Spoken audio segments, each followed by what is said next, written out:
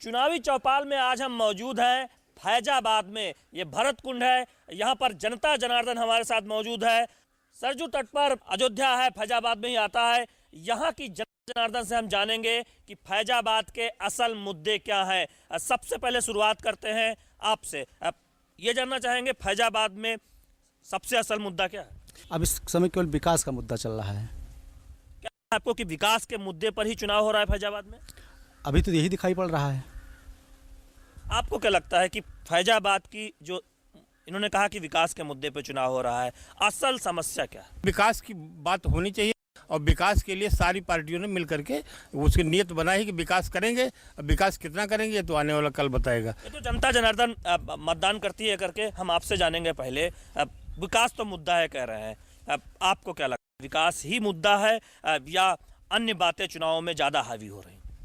नहीं, यहाँ पर ख़ास तौर से विकास की ही बात है। यहाँ पर आपस में अमन चैन भाईचारगी सभी वर्गों में जातियों में कायम है और विकास ही यहाँ की जनता चाहती है। हमारे क्षेत्र में विकास हो बेहतर ढंग से। जनता विकास चाहती है। हम आपके पास दोबारा लौटेंगे। कहा जाता है राजनीति में जो नेता चुनकर जाए वो पिछली पंक्ति में खड़े व्यक्ति का सबसे पहले ध्यान रखे। गांधी जी ने भी इसकी चिंता की थी, तो हम सबसे पहले पीछे आते हैं। वहाँ हम जान लेते हैं कि उन लोगों का क्या कहना है। आपसे शुरू करते हैं। दादा, आप बताइए कि फैजाबाद में चुनाव में तो विकास ही मुद्दा रहेगा। आपको क्या लगता है कि विकास की राजनीति हो रही है या कुछ और?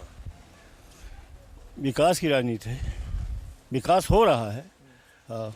विकास मुद्दा रहेगा। विकास मुद्दा रहेगा। ये बताइए कि जो फैजाबाद है, विश्वविद्यालय है यहाँ पर, राम मनोहर लोहिया अवध यूनिवर्सिटी है यहाँ पर। आप बताइए कि लंबे समय से कॉलेज हैं, लेकिन इतना नाम क्यों नहीं हो पाया जितना देश के जो बड़े बड़े नामी कॉलेज हैं उतना तो नहीं दिखता है यहाँ पर का? उस हिसाब से, जिस हिसाब से विकास होना चाहिए उस हिसाब से हुआ नहीं है। आपसे एक चीज़ जानना चाहेंगे कि स्वास्थ्य के हालात क्या है, ये बताइए। क्षेत्र में स्वास्थ्य का हालात गड़बड़ है। अस्पताल तो है, जिला अस्पताल भी है, लेकिन सारी सुख सुविधाएं नहीं है जो होनी चाहिए। आपको लगता है कि ये सब मुद्दे हैं, शिक्षा, स्वास्थ्य, या फिर नेताओं की अपनी पर्सनालिटी और दावे, वो सब मुद्दा है? मुद्दा तो मतलब सबसे पहले विकास का मुद्दा है क्षेत्र में।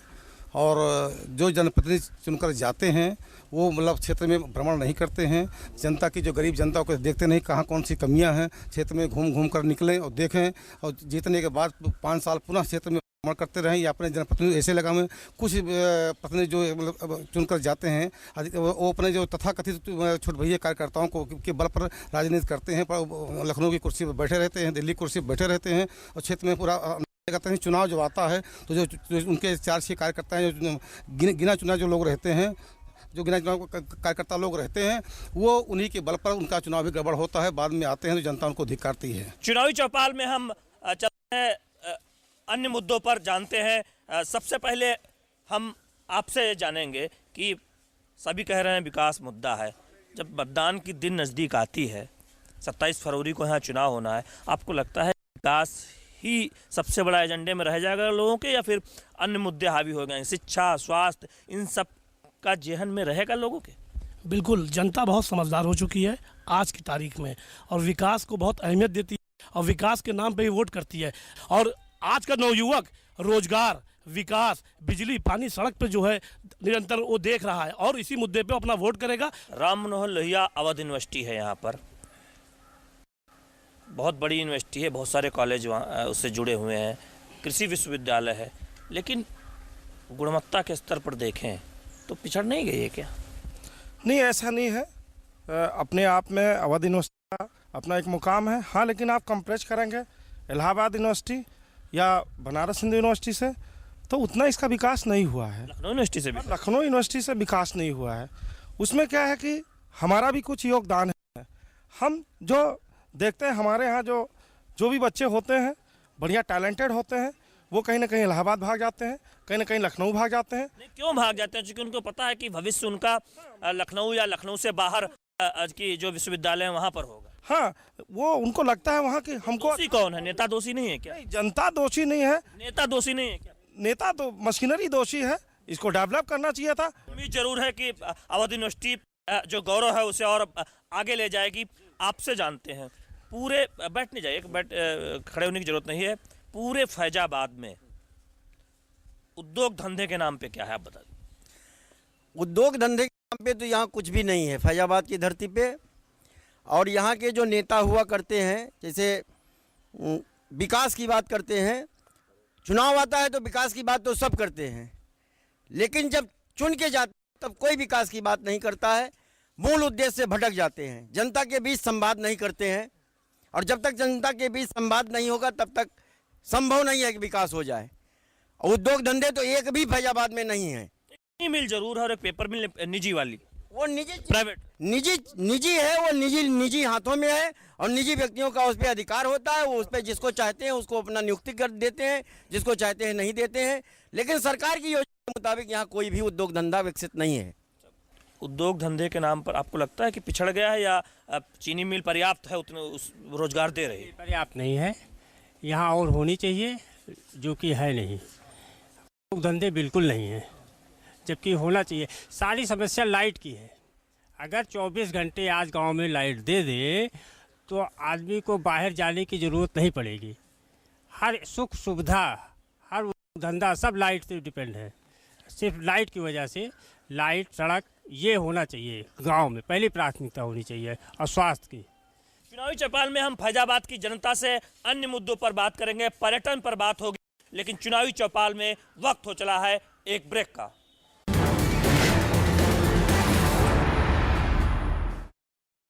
हौसला है पाने का,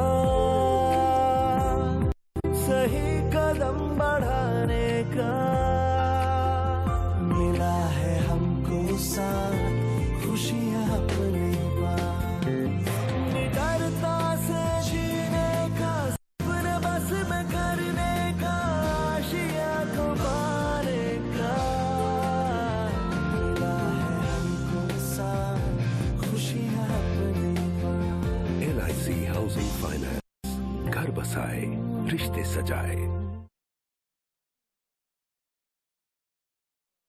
जब जेब में पैसे नहीं है तो ऑटो का कौन देगा? भीम देगा, सिंपल है। यूपीआई पिन सेट करो, भेजो और डन। 1 2 3। भीम ऐप डाउनलोड करें, पर अपने मोबाइल नंबर को बैंक खाते से जोड़ना ना भूलें। प्रधानमंत्री सड़क योजना ने हम गांव वालों के लिए तरक्की के रास्ते खोल दिए। सड़क के गड्ढों की फोटो खींच रहे हो? कोई खास बात है क्या? अरे काका, मेरे मोबाइल फोन में मेरी सड़क ऐप है, जिससे प्रधानमंत्री ग्राम सड़क से जुड़ी कोई भी जानकारी सरकार तक भेजी जा सकती है। सड़क से जुड़े सुझाव या शिकायत पर सरकार वाजिब कार्यवाही करती है। प्रधानमंत्री ग्राम सड़क से जुड़ी कोई भी बात, मेरी सड़क एंड्रॉइड ऐप अब हर पल मेरे साथ। अब मैं अपने लाइफ की सबसे बड़ी मूवमेंट लीड करने जा रहा हूँ, जो इंडिया के लिए बहुत जरूरी है। आपको खड़ा होना पड़ेगा मेरे साथ, टीम स्वच्छ भारत मिशन का हिस्सा बनकर, और हम सब मिलकर एक ऐसा इंडिया बनाएंगे जहाँ हर कोई टॉयलेट यूज करता हो, क्योंकि जब सब टॉयलेट यूज करेंगे तो सब प्रोग्रेस करेंगे।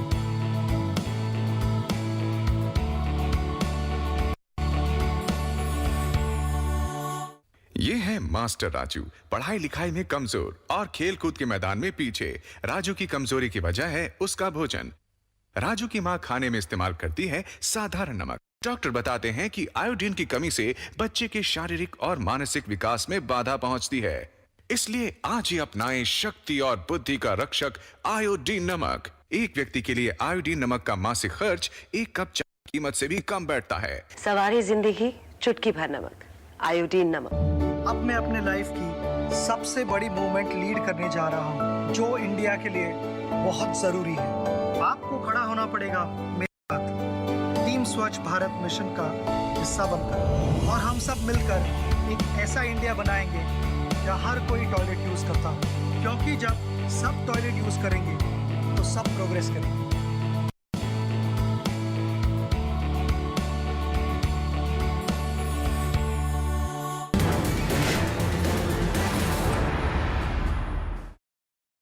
ब्रेक के बाद आप सभी का फिर स्वागत है। चुनावी चौपाल में हम इस वक्त फैजाबाद के भरत कुंड पर मौजूद हैं। जनता जनार्दन से बात कर रहे हैं कि फैजाबाद में कौन से मुद्दे सबसे अहम है।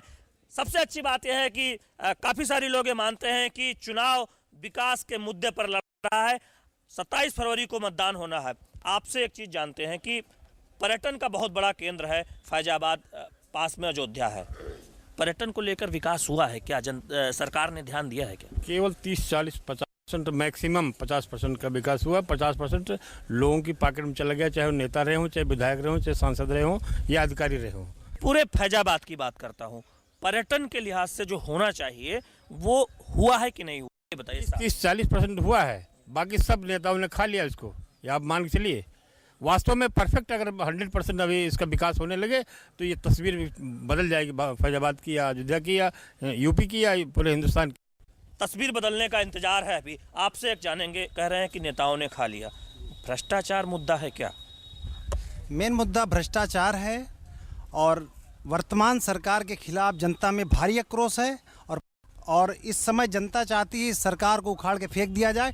इस सरकार में एक ही चीज़ का विकास हुआ है, सिर्फ सड़क बनी है और स्कूलों में भवन दिए गए हैं जिस पर 40% कमीशन लिया गया है। और सड़कों की दुर्दशा देखनी हो तो दर्शन नगर लिंक रोड आप देख लीजिए, सारी रोड 2 साल में उखड़ गई। और पर्यटन के नाम पे कोई विकास नहीं हुआ। यहाँ पे सांसद निर्मल खत्री जी थे, उन्होंने 4,51,00,000 पर्यटन मंत्री उसमें भारत सरकार के सुबोध कांत सहाय जी ने जारी किया था भरतकुंड के लिए। जो पैसा यहाँ के जो पर्यटन अधिकारी हैं उनके बंदर बाट में ख़त्म हो गया था। पूरे फैजाबाद की बात करते हैं, कह रहे हैं कि सड़कें बनी है उसमें कमीशनबाजी हुई, जल्दी सड़क टूट जाती है। ये आरोप बताइए, भ्रष्टाचार क्या मुद्दा है? ऐसा नहीं है। उत्तर प्रदेश में मैं बता रहा हूँ, फैजाबाद में भी बता रहा हूँ कि ज़बरदस्त विकास हुआ पर्यटन के मामले में। जैसे आपने पूछा अभी, फैजाबाद की अयोध्या की सरजमीन पर बहुत ज़बरदस्त जो है तेज नारायण पांडे, पवन पांडे जी जो कि राज्य मंत्री उत्तर प्रदेश सरकार के हैं, उन्होंने ज़बरदस्त जो है क्या कहते हैं फैजाबाद में पर्यटन का काम किया है और पर्यटन के बारे में काफ़ी कुछ काम हुआ है। आपके भरतकुंड में भी जो है क्या कहते हैं जो कार्य हुआ उसी कड़ी के अंतर्गत हुआ है। चुनाव तो जनता इकट्ठा होगी और उसमें सभी दल के कुछ समर्थक भी होंगे। लगता है कि समाजवादी पार्टी के भी कार्यकर्ता हैं यहाँ, बहुजन समाज पार्टी और बीजेपी के भी कुछ समर्थक हैं यहाँ पर। बेरोजगारी पे बात कर लेते हैं। आप लोग युवा हैं, गाँव से बेहतर और कोई नहीं होगा बेरोजगारी पे बात करने के लिए। राम मनोहर लोहिया अवध यूनिवर्सिटी है, कृषि विश्वविद्यालय है, जो पढ़कर निकलता है नौकरी मिलती है क्या? जी नहीं मिलती उतनी तरीके से नौकरी। जो बच्चे पढ़े लिखे होते हैं, टैलेंटेड होते हैं अपने लेवल पे, वो पा जाते हैं। लेकिन यहाँ पे कुछ फैक्ट्रियाँ लगनी चाहिए जिससे यहीं के लोग यहीं पे नौकरी करने। और क्या कहते हैं, बाहर अगर जाता है 30,000 महीने कमाता है, यहाँ 15,000 भी कमाएगा तो खुशहाल रहेगा। तो पलायन हो रहा है उद्योग न होने की वजह से। हाँ, उद्योग न होने की वजह से पूरी तरीके से यहाँ पलायन हो रहा है। बात कर लेते हैं कुछ और युवाओं से, आपसे ही बात कर लेते हैं। आपको लगता है फैक्ट्री लगती तो बाहर नहीं जाना युवाओं को, क्या कहना है आपका? वैकेंसी तो बहुत निकलती है बेरोजगारों के लिए, लेकिन वो सब भ्रष्टाचार की भेंट चढ़ जाती है। सब कमीशन खोरी, घूसखोरी, इसकी वजह से जो आने वाली नई सरकार होती है वो कोर्ट में नया बहुत सारा मामला तो कोर्ट में चला गया जी। इसी की भेंट जो है रोजगार भी चला जाता है। क्या चाहिए आप लोगों को? उद्योग धंधे लगता है कि लगने से समस्या दूर होगी या? काफ़ी हद तक जो पलायन हो रहा है वो रुकेगा काफ़ी हद तक। फैजाबाद में हमने बहुत सारे लोगों से बात की, कह रहे हैं विकास मुद्दा है। चुनाव के अंतिम दिन आते आते जब मतदान होता है विकास मुद्दा रह जाता है क्या, या फिर बड़ी बड़ी बातें नेता करते हैं और जनता भी बैठ के कहती है कि विकास पर ही वोट? विकास मुद्दा तो है भैया जी, लेकिन विकास करता कौन है? इस सरकार ने, पिछली सरकार ने हमें तो ऐसा कुछ नहीं दिखा विकास हुआ। इनका नेताओं का विकास हुआ, इनके गुरुओं का विकास हुआ, लेकिन ऐसा विकास क्षेत्र का, किसी युवा का, किसी दुकानदार का हमने तो विकास नहीं देखा। बस इतना कहना है। आप सहमत हैं इनसे? जी, इनके बात से हम एकदम सहमत हैं। विकास की पहिया एकदम रुक चुकी है, सिर्फ खनन माफिया लोगों की पहिया चल रही है, विकास मुद्दा एकदम ठप है। एक और सवाल जो छूट रहा है, अब फैजाबाद में कृषि आधारित क्षेत्र है, गेहूं खूब होता है, धान होता है, गन्ने की भी फसल होती है, चीनी मिल भी है, 2 भाई साहब बता रहे थे। तो किसानों पर बिना बात किए अगर ये प्रोग्राम खत्म कर दें तो ठीक नहीं होगा। आपसे जानेंगे, धान की सरकारी खरीद हुई कि नहीं हुई? नहीं सर, हमारे यहाँ कोई खरीदारी नहीं हुई है, केंद्र बंद थे। नहीं तो जो खरीद, जो आंकड़ा थोड़ा बहुत दिखा रही है सरकार, फिर वो किसका धान खरीद? आड़तों से खरीद लिए होंगे सर, बाकी तो खरीदारी कोई नहीं चला, कमीशन के खरीदा गया सब, कोई खरीदारी नहीं हुई है। गन्ना मिलों को दिया जाता है, समय पर भुगतान हो रहा है कि नहीं? कभी नहीं होता, कभी नहीं होता। क्या आपका बकाया है कि नहीं बकाया?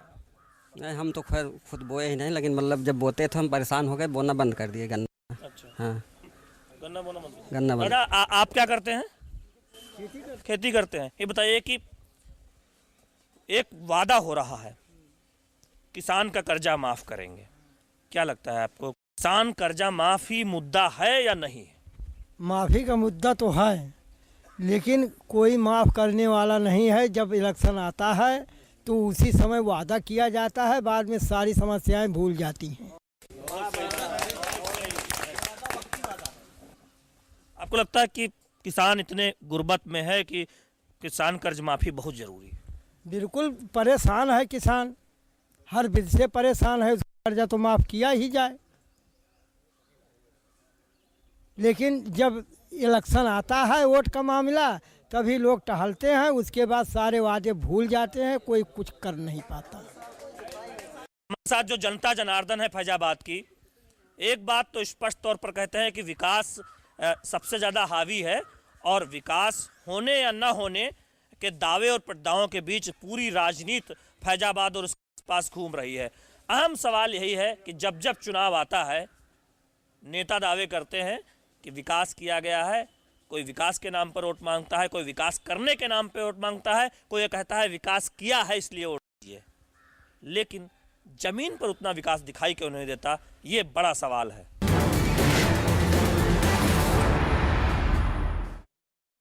हौसला है पाने का,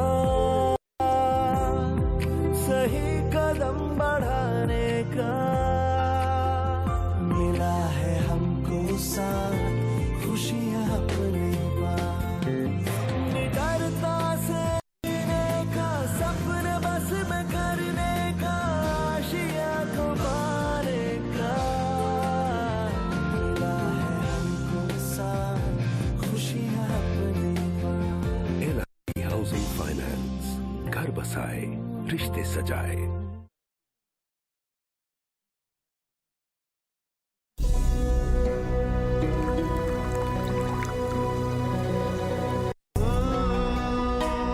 सर्दी में तेरा संगमरमरी निखार, बहार में खुशबू और रंग का खुमार, खिजा में सुर्ख आतिशी तेरा सिंगार,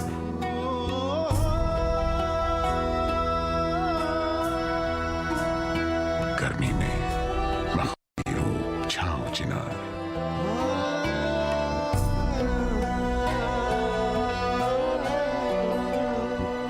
जिस मौसम देखा ये कश्मीर, जन्नत सी लगी इसकी तस्वीर। ये है कश्मीर, अक्स फिरदौस। India, incredible India.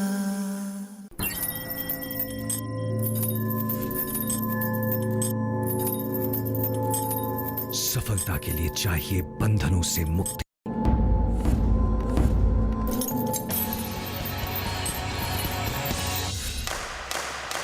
जीएसटी देश भर में उत्पादों के बाधा रहित प्रवाह और व्यापार की सुगमता के लिए। जीएसटी, एक राष्ट्र, एक कर, एक बाजार। सरिता जी, इन दिनों आप अपने खान पान का ध्यान तो रखती हैं ना? अरे ये क्या, भोजन में साधारण नमक? आयोडीन युक्त नमक का इस्तेमाल करें। आपके शरीर में आयोडीन की कमी से आपका शिशु शारीरिक और मानसिक रूप से कमजोर हो सकता है। आयोडीन नमक इन सारी परेशानियों से आपको बचा सकता है। ये नमक बाजार में आसानी से उपलब्ध है। बच्चों को हंसता खेलता बचपन दें, अपनी संतान का भविष्य संवारें।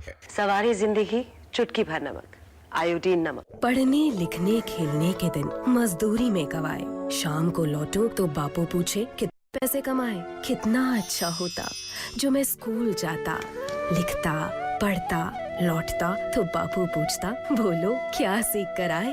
आपके बच्चों की आंखों में एक सपना है जिसे शिक्षा ही सच कर सकती है। मजदूरी नहीं, 14 वर्ष से कम उम्र में बाल श्रम करवाना कानूनन अपराध है।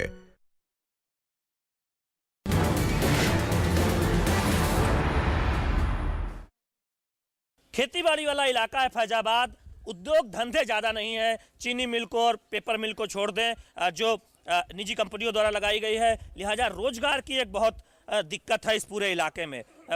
आप ये कहते हैं कि रोजगार की दिक्कत है यहाँ पर? जी बहुत दिक्कत है और उद्योग धंधे है ही नहीं है।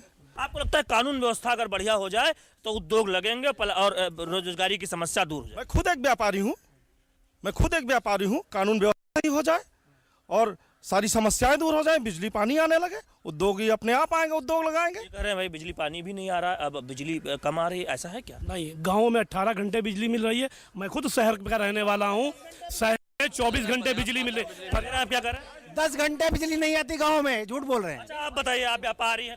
नहीं, कानून व्यवस्था लचीली है, कानून व्यवस्था अखिलेश सरकार में लचीली है, इसी वजह से कुछ परेशान है। आपसे पूछते हैं कि ये कानून व्यवस्था बताइए।